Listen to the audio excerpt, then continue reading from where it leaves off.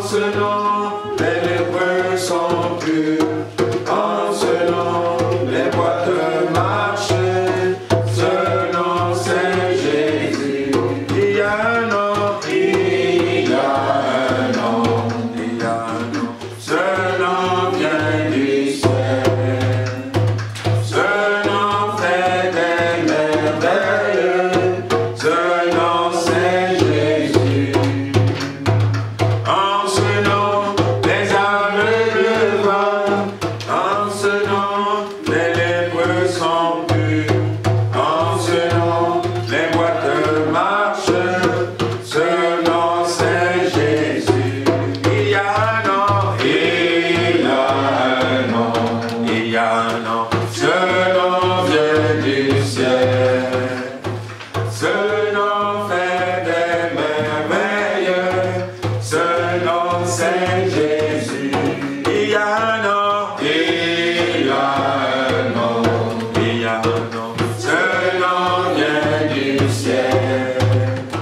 Ce nom fait des merveilles. Ce nom, c'est Jésus. En ce nom, les aveugles voient. En ce nom, les lépreux sont purs. En ce nom, les boiteux marchent. Ce nom, c'est Jésus. Amen. Amen. Il n'y a pas un nom qui soit plus grand, plus fort, plus puissant que le nom de Jésus. Amen. Gloire à Dieu. Dans Ésaïe 30, on a quelque chose de magnifique. Je veux prendre quelques minutes pour vous parler de la grâce. C'est quoi la grâce? C'est une faveur qu'on ne mérite pas. On n'est pas obligé. Par exemple, quand le président, le 14 juillet, il a la possibilité de faire grâce. Bon. Quelquefois il le fait, quelquefois il ne le fait pas. Vous voyez? On n'est pas obligé, hein, c'est quelque chose qu'on... La grâce, c'est en fait, par exemple, un condamné à mort. Alors, le condamné à mort, c'est qu'il a fait quelque chose qui n'est pas bien. Il faut qu'il meure. Mais l'autorité suprême peut décider, on va le gracier. Ça arrive quelquefois aux États-Unis, c'est rare. Il y en a qui sont dans les camps, qui disent là-bas, les camps de la mort. Hein. Quand tu es là-bas, c'est que à un moment ou à un autre, on va te tuer. Couloir de la mort. Voilà, couloir de la mort, c'est ça. À un moment ou à un autre, on va te tuer. Mais, il y en a, ça arrive rarement, mais tout d'un coup on dit, on l'a gracié. On l'a gracié. Et on va voir quelques notions de la grâce, mais celle de Dieu. Amen, la grâce de Dieu. Dans Ésaïe 30, nous avons un texte qui est intéressant. Ésaïe 30, verset 12, je lis dans une version qui est avec un français un peu plus explicite, disons. C'est pourquoi voici ce que dit le Saint d'Israël. Puisque vous rejetez cette parole, puisque vous placez votre confiance dans l'exploitation et la perversion, et les prenez pour appui. Vous voyez ici, là, ils ont pris la perversion pour appui. Cette faute sera pareille pour vous à une fissure menaçante qui grossit dans une haute muraille et dont l'écroulement arrive tout à coup. Hein? Donc c'est comme s'il y a une fissure, tu vois, quelquefois ça ne se voit pas, mais elle grossit, et puis un jour le mur casse, le mur tombe. Quand on s'appuie en fait sur des choses qui ne sont pas bonnes, un jour ou l'autre, ça nous tombe dessus et c'est la fin des haricots, comme diraient quelques-uns. Alors, je continue. Elle se brise comme un vase en terre cassée, sans ménagement, vous voyez? Et l'on ne trouve aucun morceau parmi les débris pour aller prendre du feu au foyer ou puiser de l'eau à la citerne.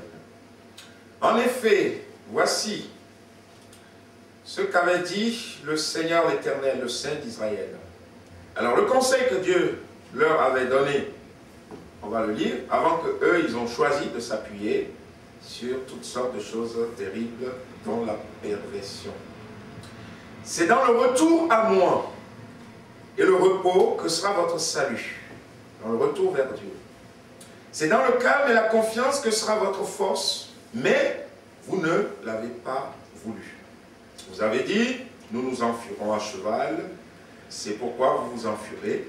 Nous monterons sur des chevaux rapides. Voilà pourquoi vos poursuivants seront rapides.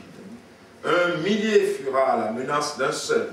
Vous fuirez à la menace de 5, jusqu'à ce qu'il y ait plus de vous qu'un reste isolé, comme une perche au sommet de la montagne, comme un étendard sur la colline.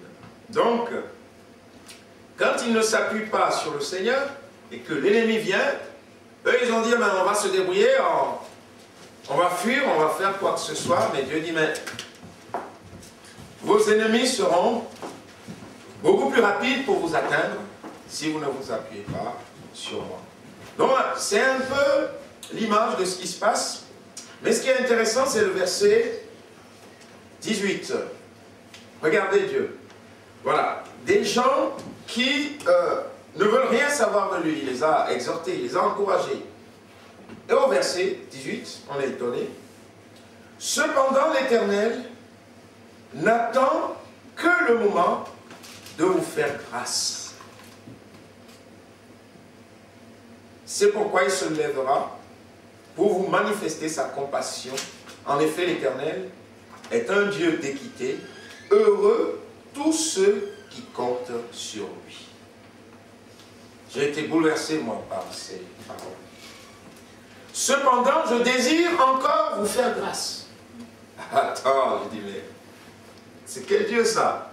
On s'en fout de toi, on te méprise, et toi, tout ce que tu trouves à dire, j'attends que le moment de te faire grâce. Le moment où tu vas ouvrir ton cœur pour que tu me laisses rentrer, pour que je change ta vie. Je n'attends que le moment de te faire grâce. C'est le Dieu auquel on a affaire ce matin.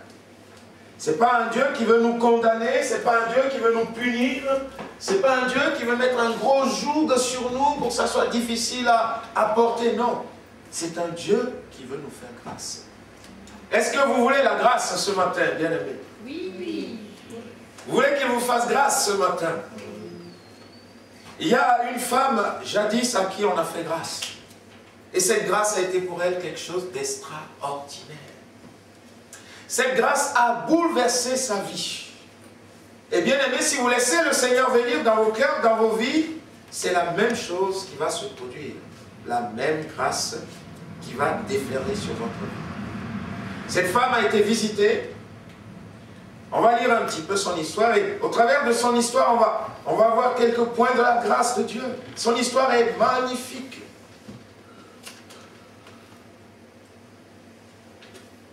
L'ange entra chez elle et dit, « Je te salue, toi à qui une grâce a été faite.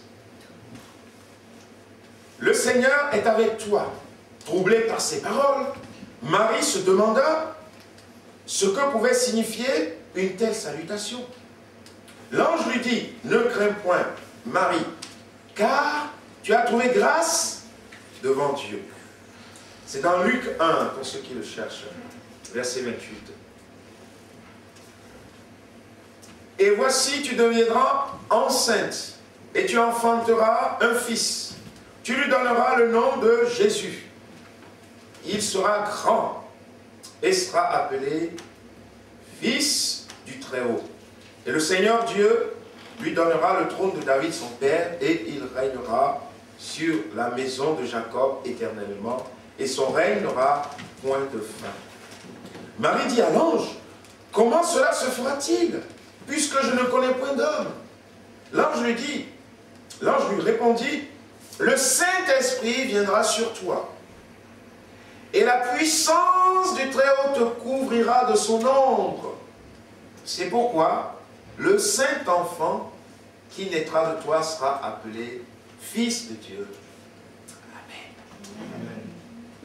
Imaginez une jeune fille, une jeune femme, qui devait avoir peut-être 18, 19 ans, qui était fiancée, ils ne sont pas mariés encore, et puis tout d'un coup, elle reçoit la visite d'un ange qui vient lui parler en disant, mais Marie, Dieu t'a fait grâce. Waouh! Déjà de voir un ange, c'est quelque chose d'extraordinaire. Et cette jeune dit, mais alors, qu'est-ce qu'il y a? Et là, l'ange va lui expliquer ce qui va se passer. Et Marie va accepter tout simplement cette grâce que Dieu voulait lui faire. Il y en a qui pourraient dire non, hein? Non, j'en veux pas. Et aujourd'hui, combien de gens refusent la grâce de Dieu? Ah non, j'en veux pas. Ah non, je n'ai pas besoin de lui, moi. Oh, mais attends, moi je suis fort, moi. Marie, une grâce t'a été faite. Et c'est quoi cette grâce? Eh bien, tu vas devenir enceinte. Tu dis, mais je ne connais point d'homme. Je suis vierge. Mais ne t'inquiète pas. Ça ne va pas se produire de façon humaine. Le Saint-Esprit viendra sur toi et va te couvrir. Et là, il y a un miracle qui va se produire. Bien aimé, aujourd'hui encore, c'est le principe de la grâce de Dieu pour chacun de nous. Pour connaître Jésus, pour recevoir Jésus, pour vivre avec Jésus, il faut qu'il y ait un miracle, sinon ça ne peut pas se produire. Ça ne peut pas se produire. Marie va enfanter qui? Va recevoir Jésus dans son ventre. Amen. Mais aujourd'hui, c'est le même principe. Pour que vous puissiez avoir Jésus dans votre vie, qui va venir naître en vous, il faut qu'il y ait un miracle de Dieu. Ça ne se fait pas autrement. Il y a le Saint-Esprit qui va venir sur vous. Et quand le Saint-Esprit va vous couvrir, il va vous révéler qui est Jésus. Et si vous mettez votre foi en action, qu'est-ce qui va se passer? Jésus va naître en vous. Amen. Vous allez sentir que vous êtes enceinte. Jésus va naître en vous. La vie nouvelle va naître en vous. Vous allez être transformés. Pourquoi? Parce que quelqu'un vient naître en vous. Est-ce que vous l'avez vu, vous, de vos yeux? Est-ce qu'il y a eu une opération? Est-ce que les docteurs, les chirurgiens, est-ce qu'ils vous ont opéré et mettre en vous Jésus? Non. C'est la même chose qui s'est passée avec Marie. Le Saint-Esprit vient à un moment donné sur votre vie. Alors que vous le désirez de tout votre cœur. Seigneur, moi je veux te connaître. Moi je veux que tu viennes naître en moi. Je veux connaître la vie nouvelle, celle qui découle de la croix, celle que Jésus seul donne. Et là, le miracle va se produire. Le Saint-Esprit va venir sur vous.